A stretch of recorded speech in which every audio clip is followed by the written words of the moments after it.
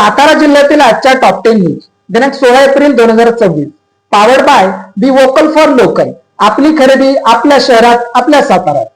जिल्हा परिषद अध्यक्ष उपाध्यक्ष निवड विभागीय आयुक्तांसमोर दिनांक 20 एप्रिल रोजी सुनावणी. सातारा जिल्हा परिषद अध्यक्ष उपाध्यक्ष निवडीवेळी मोठा ड्रामा झाला होता. या निवडी बेकायदेशीर केल्याचा आरोप करत विरोधकांनी विभागीय आयुक्तांकडे तक्रार दाखल केली होती. या तक्रारीची दखल घेत विभागीय आयुक्तांनी सोमवार दिनांक 20 एप्रिल रोजी सुनावणी ठेवली आहे. याबाबत आयुक्तांनी जिल्हा परिषद सर्व सदस्यांना नोटीस पाठवून ऑनलाईन सुनावणीला हजर राहण्याचे आदेश काढले आहेत. त्यामुळे सुनावणीकडे जिल्ह्याचे लक्ष लागून राहिले आहे. रस्ते पूल कामांचा अहवाल 6 दिवसांत द्या, आमदार शशिकांत शिंदे. सार्वजनिक बांधकाम विभागामार्फत कोरेगाव तालुक्यात सुरू असलेल्या रस्ते पूल साखवादी विविध कामांचा सविस्तर स्थिती अहवाल 5 ते 6 दिवसात सादर करावा असे निर्देश आमदार शशिकांत शिंदे यांनी दिले. कोरेगाव पंचायत समिती सभागृहात आयोजित पदाधिकारी व अधिकारी संवाद बैठकीत ते बोलत होते. बैठकीत तळेगाव येथील रखडलेला रस्ता पूर्ण करावा, स्मार्ट मीटर काढून जुने मीटर बसवावेत, प्राथमिक आरोग्य केंद्र पैसे येथे रात्री निवासी वैद्यकीय अधिकारी नेमावा अशा मागण्या करण्यात आल्या. याशिवाय एसटी महामंडळ, महावितरण, ग्रामीण पाणी पुरवठा, 2 धरणातील पाणी आवर्तने, सिंचन योजना आदी विषयांवर चर्चा झाली. मतदार यादी पुनरीक्षणात पारदर्शकतेची मागणी. कराड दक्षिण मध्ये काँग्रेसकडून तहसीलदारांना निवेदन. महाराष्ट्रात सुरू असलेल्या मतदान सखोल पुनरीक्षण प्रक्रियेच्या पार्श्वभूमीवर विधानसभा मतदारसंघात पारदर्शकता मुद्दा ऐरणीवर आला आहे.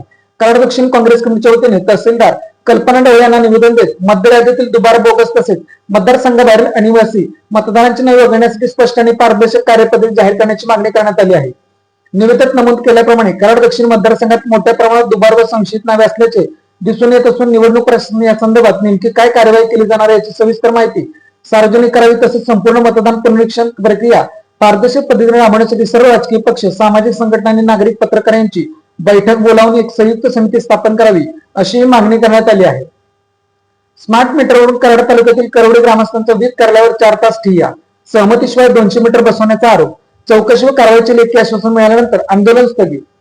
स्मार्ट मीटर बसवण्याच्या प्रक्रियेत नियमांचे उल्लंघन झाल्याचा आरोप करत करवडे तालुका कराड येथील ग्रामस्थांनी बुधवारी ओगलेवाडी येथील वीज वितरण कार्यालयावर ठिय्या आंदोलन छेडले. तब्बल 4 तास चाललेल्या आंदोलनामुळे कार्यालयाचे कामकाज विस्कळीत झाले होते. ग्रामस्थांच्या म्हणण्यानुसार वीज वितरण कंपनीकडून कोणतीही पूर्वसूचना किंवा ग्राहकांची सहमती न घेता सुमारे 200 घरांमध्ये जुन्या मीटरऐवजी स्मार्ट मीटर बसवण्यात आले. या मनमानी कारभाराविरोधात संतप्त झालेल्या नागरिकांनी एकत्र येत कार्यालयाच्या प्रवेशद्वारात ठिय्यादार जोरदार निदर्शने केली. स्मार्ट मीटरच्या विरोधात तालुक्यात आधीच संतोष असताना करवडीतील ही घटना अधिकची घडली. काही ठिकाणी घरात कोण नसताना परप्रांतीय कामगारांवर मीटर बसवून जात असल्याचा आरोपही ग्रामस्थांनी केला. नादुरुस्त मीटरच्या नावाखाली सरसकट बदल करण्याचा प्रकार सुरू असल्याने नागरिकांमध्ये नाराजीचे वातावरण निर्माण झाले आहे. पाटण तालुक्यात जलजीवनची कामे ठप्प. 316 कामांपैकी 118 कामे अपूर्ण. शासन पातळीवरून निधीचा तुटवडा. जिल्हा परिषदच्या पाणी पुरवठा विभागाचा दावा फुसका. पाटण तालुक्यात केंद्र शासनाच्या महत्वाकांक्षी जलजीवन मिशन अंतर्गत सुरू असलेली पाणी पुरवठा योजना निधी अभावी रखडली असून अनेक कामे अद्याप अपूर्ण अवस्थेत आहेत.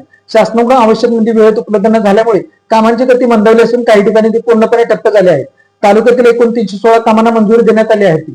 त्यापैकी 118 कामे अद्याप पूर्ण आहेत.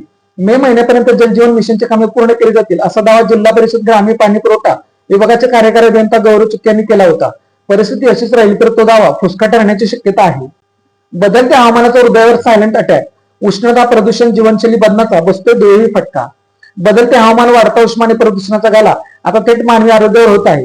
धक्कादायक बाब म्हणजे वाढती उष्णता, प्रदूषण आणि आर्द्रतेमुळे कमी अधिक प्रमाणात रक्तदाबात चढ उतार होऊन हृदयावर अतिरिक्त ताण येत आहे. हवामान बदल हा हृदयासाठी रायनिंग केले ठरत असल्याचे महाराष्ट्र सरकारच्या state action plan of climate change and health human या अहवालात स्पष्ट सांगण्यात आले आहे.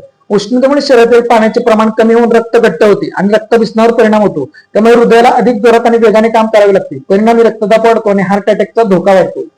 भटक्या कुत्र्यांचा 41,000 जणांना चावा. जीव गेल्यावर प्रशासन जागे होणार का? नागरिकांचा सवाल. भटक्या कुत्र्यांचा उच्चार वाढला असून याचा फटका नागरिकांना बसत आहे. रविवारी जकातवाडी तालुका सातारा ते 11 जणांना पिसाळलेल्या कुत्र्याने चावा घेतला. त्यांच्यावर तात्काळ उपचार झाले. मात्र गत 2 वर्षात तब्बल 41,000 जणांना जिल्ह्यात कुत्र्यांनी चावा घेतला असून सुदैवाने एकाचाही बळी गेला नाही. पण एखाद्याचा जीव गेल्यावर प्रशासन जागे होणार का असा प्रश्न उपस्थित होत आहे. ऐन सुगीत दर घसरल्याने कांदा उत्पादकांची कोंडी. उत्पादन खर्च उत्पन्नाचा मेळ बसेना. आर्थिक गडी विस्कटली. ऊस, आले, हळद अशा बारमाही पिकांना फाटा देत कमी कालावधीत नगदी उत्पादन घेणाऱ्या कांदा उत्पादनाकडे शेतकरी वर्गाचा कल वाढला आहे. मात्र शासनाची शेतकरी विरोधी धोरणांमुळे शेती व्यवसाय अडचणीत येत आहे. ऐन सुगीत कांद्याचे दर घसरू लागल्याने शेतकरी हवालदिल झाला आहे. वाढत्या महागाईमुळे उत्पादन खर्च व उत्पन्नाचा मेळ बसत नाही. कांदा उत्पादक शेतकऱ्यांची आर्थिक कोंडी यामुळे होत आहे. चचेगावातून गोडाऊन फोडून 5 लाखांच्या हार्डवेअर साहित्य पास. चौघे जेरबंद. इंजिनिअरिंग कंपनीच्या गोडाऊनमधून सुमारे 5 लाख रुपये किमतीचे हार्डवेअर साहित्य चोरल्या प्रकरणी 4 अटक करण्यात आली आहे. तसेगाव तालुका कराड येथे हा प्रकार घडला. कराड ग्रामीण पोलीस ठाण्याच्या पथकाने ही कारवाई केली. याबाबत सचिन विष्णू पवार राणा चचेगाव यांनी पोलिसात फिर्याद दिली होती.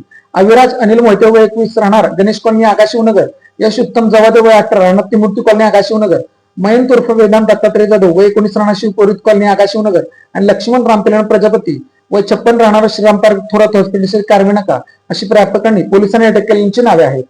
वाईत 6.5 लाखांच्या दागिने लंपास. वाई तालुक्यातील गंगावत विरसा चोरट्यांनी घरफोडी करत सोन्याचे दागिने लंपास केले आहे. या घटनेत चोरट्यांनी तब्बल 6,32,000चा मुद्देमाल लंपास केला आहे.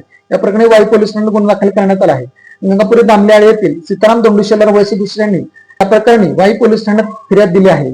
दिनांक 11 एप्रिल रोजी घडली. चोरट्यांनी घराच्या दरवाजावर कडी कोंडा तोडून घरात प्रवेश केला. त्यानंतर बेडरूम मधील लोखंडी कपाटावर लाकर फोडून त्यातील दागिने चोरून नेले. चोरीस गेलेल्या ऐवजामध्ये सोन्याच्या अंगठ्या, कानातील टॉप्स, लक्ष्मीहार, चेन, गंटन, नेकलेस आदी दागिन्यांचा समावेश आहे.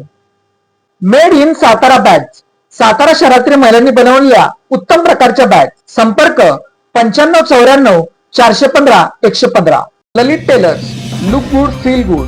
शाळा, कॉलेज, विविध व्यवसाय या ठिकाणी लागणारे जॅकेट बनवून मिळवण्याचे योग्य ठिकाण पवई नाका सातारा. सातारा जिल्ह्यातील अशाच विश्लेषणात्मक बातम्यांसाठी जिल्हा सातारा या न्यूज चॅनलच्या सर्व सोशल मीडिया प्लॅटफॉर्मला फॉलो करा. व्हिडिओ लाईक करा, व्हिडिओ हाईप करा, व्हिडिओवर कमेंट करा आणि व्हिडिओ जास्तीत जास्त लोकांपर्यंत शेअर करा.